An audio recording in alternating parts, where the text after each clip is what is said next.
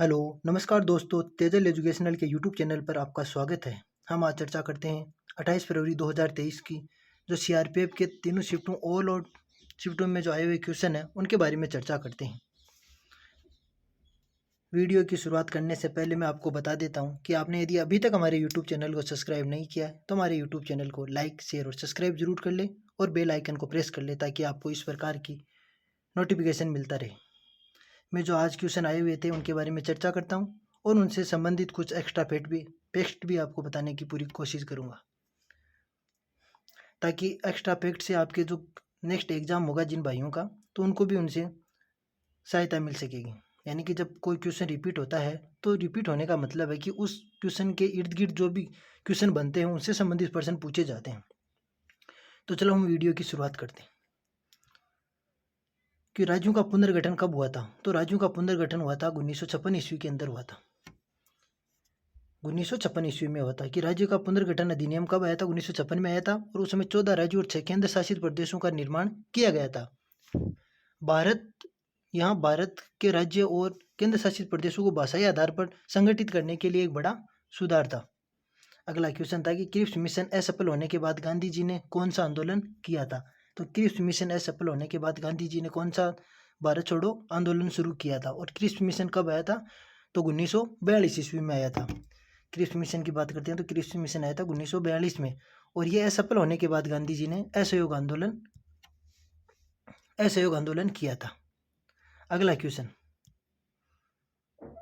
चलो पहले Cripps mission के बारे में थोड़ी चर्चा कर लेते हैं कि क्रिप्स मिशन एक विसफलता थी क्योंकि यह कांग्रेस को ब्रिटेन के इरादों यानी कि जो किसी भी मामले में ईमानदार नहीं थे के बारे में विश्वास दिलाने में विफल रहा था। न ही भारतीय नेतृत्व में ब्रिटेन के युद्ध के प्रयास को समर्थन दिया। उसी वर्ष कांग्रेस ने मिशन की विफलता के कारण भारत छोड़ो आंदोलन शुरू कर दिया था। अगला क्वेश्चन है कि जागोई नृत्य किस राज्य से संबंधित है? तो ये क्या है? शास्त्रीय नृत्य है और इसका संबंध है मणिपुर राज्य से संबंधित है। कौन से राज्य से है? तो मणिपुर राज्य से संबंधित है। मणिपुरी नृत्य की जागी के रूप में भी जाना जाता है। यानी इसे किस रूप में जाना जाता है? यानी मणिपुरी नृत्य की जागी के रूप में जाना जाता है जागोई नृत्य को। भारतीय शास्त्रीय नृत्य रूपों में से एक है। मेड़ती लोगों के जातीय बहुमत नृत्य को जागोई और सिलवान देवताओं के सम्मान में मनाए जाने वाले पारंपरिक उत्सव को लाइया हारौबा कहते हैं। अगला क्वेश्चन, वायुमंडल में होने वाली घटनाओं में कौन सा बल काम करता है? यानी जो वायुमंडल में जो घटनाएं होती है यानी वो बिजली का चमकना यानी गिड़गिड़ाना और बादलों का, तो वायुमंडल में जो भी क्रियाएं होती है तो वो किस बल के कारण होती है? तो वो कौन सा बल होता है? कोरियोलिस बल होता है। वो कोरियोलिस बल दाब प्रवणता के समकोण पर कार्य करता है। यानी जो कोरियोलिस बल होता है वो किस पर कार्य करता है? तो वो प्रवणता के समकोण पर कार्य करता है। यानी बल दाब प्रवणता के समकोण पर कार्य करता है। दाब प्रवणता बल समदाब रेखाओं के समकोण पर होता है। जितनी दाब प्रवणता अधिक होगी पवनों का वेग उतना ही अधिक होगा और पवनों की दिशा उतनी ही अधिक विक्षेपित होगी। अगला क्वेश्चन, हेनरी इंडेक्स सूचकांक में भारत का स्थान कौन सा है? तो हेनरी इंडेक्स में भारत का स्थान वह 87वां स्थान है। यानी 11 जनवरी 2022 को विमोचित की गई रिपोर्ट में भारत को 87वां स्थान रखा गया था। तब आर्मेनिया ने भारत को अपनी मुक्त वीजा प्रवेश योजना से बाहर कर दिया। यानी कि 87वां स्थान था और आर्मेनिया था, उसने भारत को अपनी जो मुक्त वीजा था उसे बाहर कर दिया। इसलिए वर्तमान में भारत के संख्या क्रम में एक स्थान की गिरावट आ गई है। अगला क्वेश्चन, अपराधी की सजा किस अनुच्छेद के तहत कम करते हैं या माफ कर सकते हैं और कौन करता है? तो इसके बारे में चर्चा करते हैं। तो अपराधी की सजा अनुच्छेद 72 के तहत राष्ट्रपति को किसी भी अपराध के लिए दोषी ठहराए गए किसी भी व्यक्ति की सजा को माफ करने, राहत देने या छूट देने या सजा को निलंबित करने या हटाने या कम करने का अधिकार ये किसके पास होता है? तो ये होता है राष्ट्रपति के पास। यानी राष्ट्रपति किसी भी व्यक्ति की सजा को कम कर सकता है, सजा कम कर सकता है या उसकी सजा को माफ भी कर सकता है। तो इस प्रकार का प्रावधान ये अधिकार किसके पास है? तो ये राष्ट्रपति के पास है और अनुच्छेद 72 के तहत है। अनुच्छेद 20 अपराध दोषसिद्धि के संबंध में संरक्षण देता है।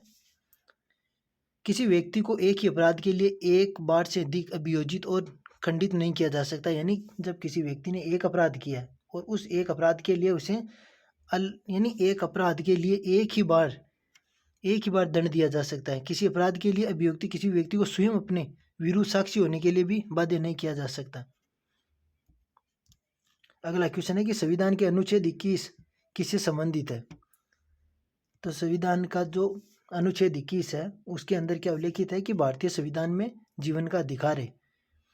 यानी भारतीय संविधान का अनुच्छेद में उल्लेखित है कि किसी भी व्यक्ति को विधि द्वारा स्थापित प्रक्रिया के अतिरिक्त उसके जीवन और व्यक्तित्व स्वतंत्रता के अधिकार से वंचित नहीं किया जा सकता। यानी उसके जीवन में जो व्यक्तित्व स्वतंत्रताएं दी गई है उनसे उसको वंचित नहीं किया जा सकता। अगला क्वेश्चन कि सफ़ेद शैवाल कौन से होते हैं? तो ये सफ़ेद शैवाल किसे होते हैं? रोडोफाइटा, यानी इसे लाल शैवाल भी कहते हैं। और ये होते हैं एक समुद्री शैवाल होते हैं, समुद्री शैवाल होते हैं, इसे रोडोफाइटा भी कहते हैं। रोडोफाइटा यानी लाल शैवाल भी कहते हैं। इनका लाल रंग किस कारण होता है? तो फाइको एस्थीरीन के कारण होता है। फाइको एस्थीरीन तथा फाइको साइरिन के कारण जो वर्णक होते हैं उनके कारण इसका रंग कैसा होता है? लाल होता है। अगला क्वेश्चन है कि चंदेरी का युद्ध किन के मध्य हुआ था? तो चंदेरी का युद्ध कब हुआ था? 1528 ईस्वी में हुआ था। यानी चंदेरी का युद्ध हुआ था 1528 में, 29 जनवरी 1528 को हुआ था। मुगलों तथा राजपूतों के मध्य लड़ा गया था। खानवा युद्ध के पश्चात राजपूतों की शक्ति पूरी तरह नष्ट हुई थी, इसलिए बाबर ने चंदेरी का युद्ध शेष राजपूतों के खिलाफ लड़ा था। इस युद्ध में राजपूतों की सेना का नेतृत्व मेदिनी राय ने किया था। अगला क्वेश्चन है कि लाडली बहन योजना किस राज्य से संबंधित है? तो लाडली बहन परियोजना जो योजना है वो किस राज्य से है? मध्य प्रदेश सरकार द्वारा लागू की गई है, मध्य प्रदेश सरकार से संबंधित है। इस योजना की घोषणा मध्य प्रदेश के मुख्यमंत्री शिवराज सिंह चौहान के द्वारा नर्मदा जयंती के शुभ अवसर पर 28 जनवरी 2023 को की गई थी और जल्द ही इस योजना को सरकार द्वारा क्रियान्वित कर दिया जाएगा। अगला क्वेश्चन कि अपना उल्लू सीधा करना मुहावरे का अर्थ क्या होता है? उल्लू सीधा करना यानी अपना उल्लू सीधा करने का मुहावरे का अर्थ होता है कि अपना हित साधना, अपना फायदा कर लेना या अपना काम निकाल लेना। ये अपना उल्लू सीधा करना मुहावरे का अर्थ होते हैं। अगला क्वेश्चन है कि सारंग का पर्यायवाची शब्द क्या है? तो सारंग का पर्यायवाची शब्द हो जाएगा सिंह, वनराज, शार्दुल, नाहार, सारंग, मृगराज, केसरी, शेर, महावीर, व्याघ, पंचमुख और मृगेंद्र। ये किसके पर्यायवाची होते हैं? तो ये सारंग के पर्यायवाची होते हैं। अगला क्वेश्चन है कि किस अधिकार को मौलिक अधिकार से हटा दिया गया है? तो किस अधिकार को हटा दिया गया है? जो संपत्ति का अधिकार था ना उसको मौलिक अधिकारों से हटा दिया गया है। और वर्तमान में ये किस में वर्णित है? तो 300A में वर्णित है। ये संपत्ति के अधिकार को 44वां संविधान संशोधन 1978 के तहत हटा दिया गया था। यानी कि जो 44वां संविधान संशोधन हुआ था 1978 में, उसके तहत इसको हटा दिया गया था। और वर्तमान में संपत्ति के अधिकार को अनुच्छेद 300A के अंदर उल्लेखित है। अब संपत्ति का अधिकार विधिक अधिकार के रूप में वर्णित है। अब ये कौन सा किसके रूप में वर्णित है? तो विधिक अधिकार के रूप में वर्णित है। अगला क्वेश्चन है कि भारत नेपाल शांति संधि किस वर्ष की गई थी? तो भारत नेपाल जो शांति संधि थी वो कब की गई थी? 31 जुलाई 1950 को की गई थी। नेपाल भारत का उत्तरी पड़ोसी देश है। यानी जो नेपाल है वो भारत के उत्तर में स्थित है, तो उत्तरी पड़ोसी देश है। नेपाल की राजधानी पूछे तो नेपाल की राजधानी काठमांडू है। 8 सदस्य देश जिनकी स्थापना कब हुई थी? यानी 1985 में। और वो 8 सदस्य देश कौन कौन से, उनके बारे में हम चर्चा करते हैं कि भारत है, पाकिस्तान है, अफगानिस्तान है, नेपाल है, भूटान है, श्रीलंका है, बांग्लादेश है और ये मालदीव। ये 8 सदस्य देश हैं जिनकी स्थापना 1885 में हुई थी। यानी पहले 1885 में तो 7 की हुई थी, लेकिन जो अफगानिस्तान है वो अप्रैल 2007 के संघ के 14वें शिखर सम्मेलन में अफगानिस्तान इसका 8वां सदस्य बन गया था। यानी पहले तो 7 सदस्य देश ही थे, लेकिन जो अप्रैल 2007 के अंदर जो 14वां शिखर सम्मेलन हुआ था तो उसके अंदर अफगानिस्तान भी इसका 8वां सदस्य बन गया था। अगला क्वेश्चन है कि लावणी नृत्य का संबंध किस राज्य से है? तो लावणी नृत्य का संबंध है महाराष्ट्र राज्य से। यदि लावणी राज्य का संबंध पूछे तो वो कहाँ से है? महाराष्ट्र राज्य से संबंधित है। लावणी, तमाशा, रंगोली, कोली, गणपति, शिवाजी, पोगड़ी ये महाराष्ट्र राज्य से संबंधित नृत्य हैं। वर्ली पेंटिंग महाराष्ट्र से संबंधित है। एक पेंटिंग भी है वर्ली पेंटिंग जो किससे संबंधित है, महाराष्ट्र से संबंधित है। और अजंता की जो गुफाएं हैं वो कहाँ पर है, वो भी महाराष्ट्र में। अजंता की गुफाएं, एलोरा की गुफा, महाबलेश्वर ये भी कहाँ पर है, महाराष्ट्र में स्थित है। अगला क्वेश्चन कि अंगपाल द्वितीय दिल्ली पर कब शासन किया था। यानी अंगपाल द्वितीय था, उसने दिल्ली पर शासन कब किया था, तो 736 से लेकर और 754 ईस्वी तक किया था। और यह क्या था, ये था एक तैमूर शासक था। जो अंगपाल था वो एक तैमूर शासक था। अगला क्वेश्चन, अमजद अली खान निम्न में से किस वाद्य यंत्र से संबंधित था। यानी कुछ ऑप्शन दिए हुए थे और इसमें पूछा था तो सरोज।